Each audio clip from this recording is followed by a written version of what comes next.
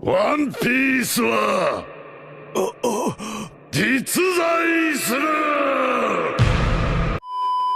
So hello guys, मेरा नाम है सर्वेश और सर्वेश सेंसे के चैनल पे आपका स्वागत है। ये वीडियो में हम वन पीस के वर्ल्ड बिल्डिंग के बारे में बात करने वाले हैं, तो इसलिए अगर आपने वन पीस के एनीमे नहीं देखी है तो ये वीडियो में बहुत सारे स्पॉयलर्स होने वाले हैं, तो इसलिए सबसे पहले जाके एनीमे देखिए और उसके बाद ये वीडियो चेकआउट कीजिए। वन पीस का वर्ल्ड कितना ज़्यादा डिटेल्ड है ये देख के कभी कभी सर चकराने लगता है। इसकी हिस्ट्री, कल्चर, कैरेक्टर्स और बहुत कुछ। वन पीस की वर्ल्ड बिल्डिंग आज तक मैंने जितने भी एनीमे देखे उनमें सबसे ज़्यादा अच्छी है और ये मैं बिना किसी डाउट के कह सकता हूँ। सो वन पीस का वर्ल्ड बहुत ज़्यादा बड़ा है and we all know that big doesn't mean better, but in one piece it's different.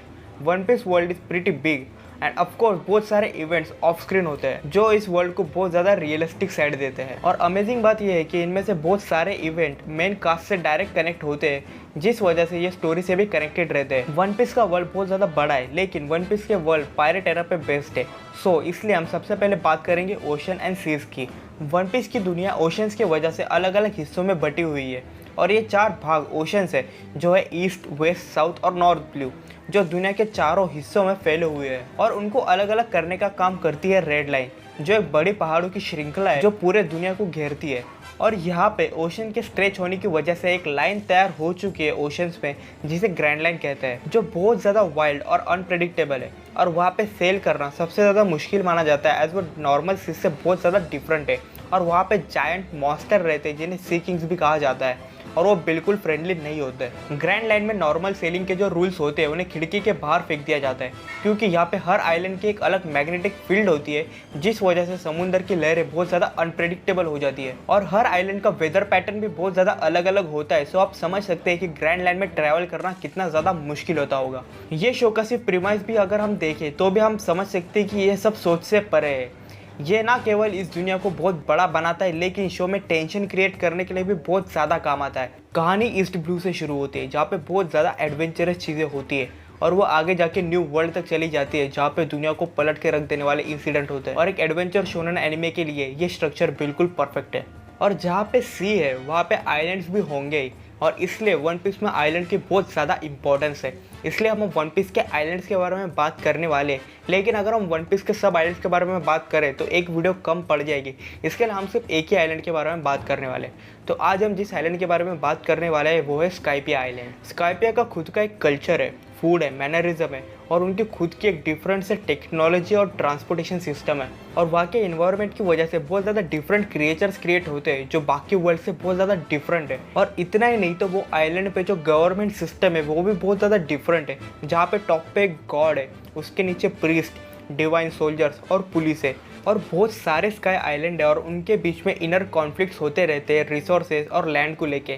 और it's just tip of the iceberg. Skypiea को छोड़ने के बाद भी हमें पता चलता है कि स्काइपिया की हिस्ट्री बहुत ज़्यादा बड़ी है और वो एक्चुअली में वर्ल्ड से कनेक्ट होती है। और ये तो सिर्फ एक आइलैंड की बात हो गई, हर एक आइलैंड बहुत ज़्यादा अलग अलग है और बाकी आइलैंड से बहुत ज़्यादा दूर है। वो सब कुछ जोड़ के रखने का काम वर्ल्ड गवर्नमेंट करती है, जिनके बारे में हम आगे बात करने वाले हैं। And coming back to the point, हर एक आइलैंड का खुद का एक कल्चर है, उनकी हिस्ट्री है। जैसे हमें दिखाया जाता है एलिबास्ता किंगडम, जहाँ पे दिखाया जाता है कि पानी की वहाँ पे कितनी ज़्यादा ज़रूरत है और रेगिस्तान में सफ़र करना कितना ज़्यादा मुश्किल हो सकता है। और दूसरी ओर हमें आइलैंड बताया जाता है वाटर 7, जो एक आइलैंड है जो पानी के ऊपर बिल्ड है। और ये सिर्फ फ्लोटिंग आइलैंड नहीं है, बट ये आइलैंड कंटिन्यूसली पानी में सिंक हो रहा है एवरी ईयर होने वाले एक्वा लगूना की वजह से। और कोई आइलैंड तो आसमान में है जैसे स्काइपिया, जिसके बारे में हमें अभी ही बात की। ओडा ने बहुत अच्छे से हर एक आइलैंड को स्टोरी में क्रिएट किया है और हर आर्क की शुरुआत में हमें कुछ एपिसोड लेके वो आइलैंड के बारे में बताया जाता है, जिससे हम वो आइलैंड की थ्योरी, वो आइलैंड की हिस्ट्री के बारे में समझ पाए। और हर आइलैंड की स्टोरी बहुत ज़्यादा इंपॉर्टेंट रोल प्ले करती है स्टोरी में, इसके लिए स्टोरी बहुत ज़्यादा डिटेल्ड हो जाती है। अगर हमें वन पीस के वर्ल्ड को अच्छी तरह से समझना है तो हमें वन पीस के वर्ल्ड में होने वाले पॉलिटिक्स के बारे में भी समझना पड़ेगा।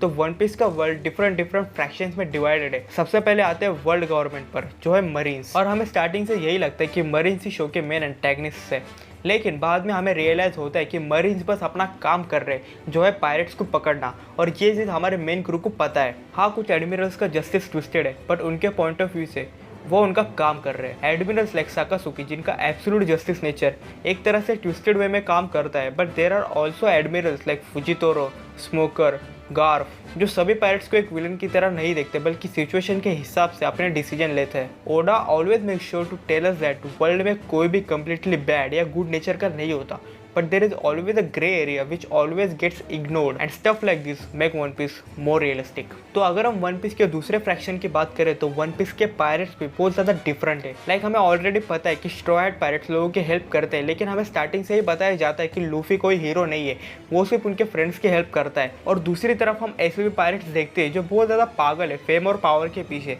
जैसे ब्लैक बियर्ड और काइडो, ऐसे बहुत सारे और पायरेट्स भी है।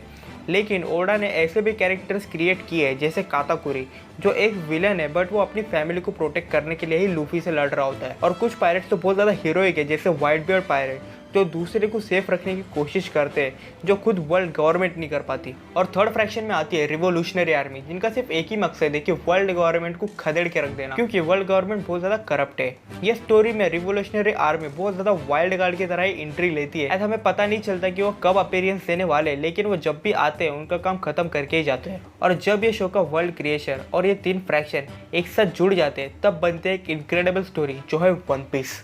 और ये यहीं तक रहता तो भी अनइमेजिनेबल था, लेकिन यहाँ पे एक पागल इंसान आ जाता है जो है ओडा, जो डिसाइड करता है इन सब चीज़ों को एक और स्टेप आगे ले जाने का। बहुत सारी स्टोरीज़ की एक प्रॉब्लम होती है कि वो सिर्फ प्रोटैगनिस्ट के अराउंड रिवॉल्व करती है, और अगर शो का मेन कैरेक्टर वहाँ पे नहीं है तो वो जगह भी कोई मीनिंग नहीं रखती, और सब कुछ शो के सिर्फ मेन कैरेक्टर्स के लिए ही हो रहा होता है। यहीं पे ओडा सबको मात दे देता है, और ये सिर्फ मांगा में होता है, एनिमे में नहीं। बहुत सारे मांगास में एक स्पेशल कवर होता है, बाकी मांगास में वो कवर पे चैप्टर में क्या होने वाला है या चैप्टर के बहुत सारे क्यूट मोमेंट्स को ऐड किया जाता है, लेकिन ओडा ऐसा नहीं करता। लेकिन Oda most of the time side character के साथ क्या हो रहा है ये शो करने की कोशिश करता है। जैसे बग्गी के साथ क्या हुआ है जब लूफी ने उसको हरा दिया है, CP9 के लोग क्या कर रहे हैं उनके जॉब जाने के बाद, एस के एडवेंचर और बहुत सारे स्टोरीज एक पैनल के थ्रू ओडा बताने की कोशिश करता है। और इसीलिए हमें यह भी पता चलते रहता है कि हमारे साइड कैरेक्टर्स के साथ क्या हो रहा है हमारे शो के जो मेन कैरेक्टर्स है वहाँ से जाने के बाद। और इसीलिए वन पीस का वर्ल्ड हमें बहुत ज़्यादा रियलिस्टिक लगता है, एज वो चलता रहेगा लूफी और उसका क्रू ना हो तो भी। और मैंने अभी तक devil fruits, world century, the poneglyphs और बाकी टेक्नोलॉजीज़ के बारे में तो बात भी नहीं की है। तो बहुत कुछ है बात करने के लिए, लेकिन अगर हम बात करने बैठे तो एक दिन भी कम पड़ जाएगा। लेकिन आप ये वीडियो से इतना तो समझ गए होंगे कि वन पीस की वर्ल्ड बिल्डिंग कितनी ज़्यादा ऑसम है। तो आपको वन पीस की वर्ल्ड बिल्डिंग कैसे लगी आप मुझे कमेंट सेक्शन में बता सकते हैं। तो अगर इस चैनल पर नए हो और चैनल को अभी तक सब्सक्राइब नहीं किया तो क्या कर रहे हो यार, लूफी के पायरेट किंग बनने के बाद सब्सक्राइब करोगे क्या? तो इसके लिए सबसे पहले जाइए और सब्सक्राइब कीजिए, और वो जो बेल आइकन है उसको भी ऑन कर दिए, जिससे मैं जब भी नई वीडियो लाऊंगा तो सबसे पहले आपको पता चलेगा। और अगर चैनल से जुड़े रहना चाहते हैं तो आपको स्क्रीन पे मेरा इंस्टाग्राम आईडी दिख रहा होगा, आप वहाँ पे जाके मुझे फॉलो कर सकते हैं। तो मेरा नाम है सर्वेश, मैं मिलता हूँ आपको अगली वीडियो में।